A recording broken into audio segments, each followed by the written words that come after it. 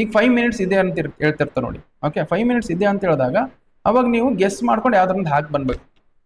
Okay, ಯಾವ ತರ ಹಾಕ್ಬೇಕಂದ್ರೆ ಇಲ್ಲಿ ನೋಡಿ, ನನ್ಗೆ ಮುಗೀತೀಗ, ನನ್ಗೆ ಇಷ್ಟೇ ಬಂದಿರೋದು ಕ್ವಶನ್, ನನ್ಗೆ ಈಗ ಯಾವ ಬೇರೆ ಹಾಕಕ್ ಬರಲ್ಲ. ಬಟ್ 5 ಮಿನಿಟ್ಸ್ ಇರುತ್ತಲ್ಲ, 5 ಮಿನಿಟ್ಸ್ ನಾನೀಗ ಸುಮ್ಮನೆ ಹಿಂಗೆ ಮಾಡಿದೆ.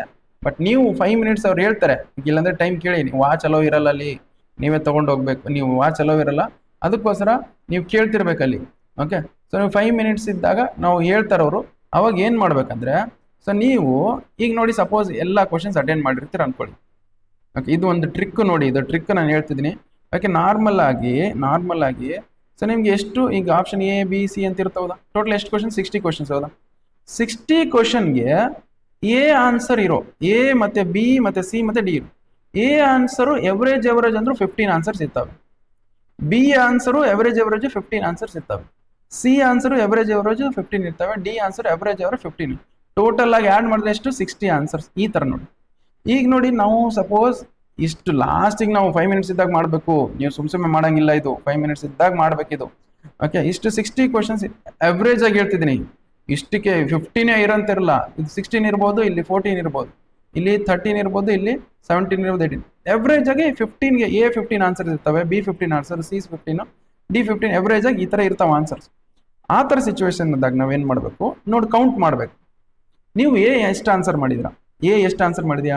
ಸಪೋಸ್ ನಾವು ಎ 7 ಮಾಡಿದ್ರೆ ಅನ್ಕೊಳ್ಳಿ. ಓಕೆ, ಬಿ ಎಷ್ಟು ಆನ್ಸರ್ ಮಾಡಿ? ಬಿ 15 ಮಾಡಿದ್ರೆ ಅನ್ಕೊಳ್ಳಿ. ಸೊ ಡಿ, ಓಕೆ, ಸಿ ಎಷ್ಟು ಮಾಡಿದ್ರೆ? ಒಂದು 7 ಮಾಡಿದ್ರೆ, 12 ಮಾಡಿದ್ರೆ ಅನ್ಕೊಳ್ಳಿ. ನೆಕ್ಸ್ಟ್ ಡಿ ಎಷ್ಟು ಮಾಡಿದ್ರಿ? ಡಿ ಒಂದು 16 ಮಾಡಿದ್ರೆ ಅನ್ಕೊಳ್ಳಿ. ಓಕೆ, ನೋಡಿ ನಾವು ಈಗ ಎಷ್ಟು ಕ್ವಶನ್ ಬಿಟ್ಟಿರಿ ನೀವು? ಓಕೆ, ಎಷ್ಟು ಕ್ವಶನ್ ಬಿಟ್ರಿ? ಈಗ ನಾವು ಅಂಟಿಮೆಂಟಿ ಹಾಕಕ್ಕಿನ್ನ ನೀವೇನ್ ಮಾಡಿ, ಈಗ ನೋಡಿ, ಇದು ಎ ಎವರೇಜ್ ಬರ್ಬೇಕಂದ್ರೆ, ಓಕೆ, ಎವರೇಜ್ ಆನ್ಸರ್ 15 ಇರ್ಬೇಕು. 15 ಬರ್ಬೇಕಂದ್ರೆ ಇದು ಎಷ್ಟು ಕಡಿಮೆ ಇದೆ ಇನ್ನು? ಓಕೆ, ಎಷ್ಟೋ ಕಡಿಮೆ ಐತೆ ಹೌದಾ? ಎಷ್ಟೋ ಕಡಿಮೆ ಐತೆ. ಬಟ್ ರಿಮೈನಿಂಗ್ ಆನ್ಸರ್ಸ್ ಇವು ಇರ್ಬೋದು ಹೌದಾ? ಇದು ಎವರೇಜ್ 15 ಮಾಡ್ಕೋಬೇಕು. 15 ಮಾಡ್ಕೋಬೇಕಂದ್ರೆ ಉಳ್ಕಿದ ಆನ್ಸರ್ ಯಾವ ಬಿಟ್ಟಿರ್ತೀರಿ ನೋಡಿ ನೀವು. ಓಕೆ, ನೀವು ಯಾವಾಗ ನೀವು ಮಾಡ್ಬೇಕಂದ್ರೆ, ನೀವು ಎಕ್ಸಾಕ್ಟ್ಲಿ ಆನ್ಸರ್ಸ್ ಮಾಡಿದಾಗ ಇವೆಲ್ಲ ಎಕ್ಸಾಕ್ಟ್ ಆನ್ಸರ್ ಮಾಡಿ, ಓಕೆ, ಸ್ವಲ್ಪ ಇಂದ ಮಾಡಿ. ಬಟ್ ನಾರ್ಮಲ್ ಆಗಿ ಇವೆಲ್ಲ ಗೆಸ್ ಮಾಡಿ ಮತ್ತೆ ವಾಪಸ್ ಇದ್ರಲ್ಲಿ ಗೆಸ್ ಮಾಡಿದ್ರೆ ರಾಂಗ್ ಆಗುತ್ತೆ.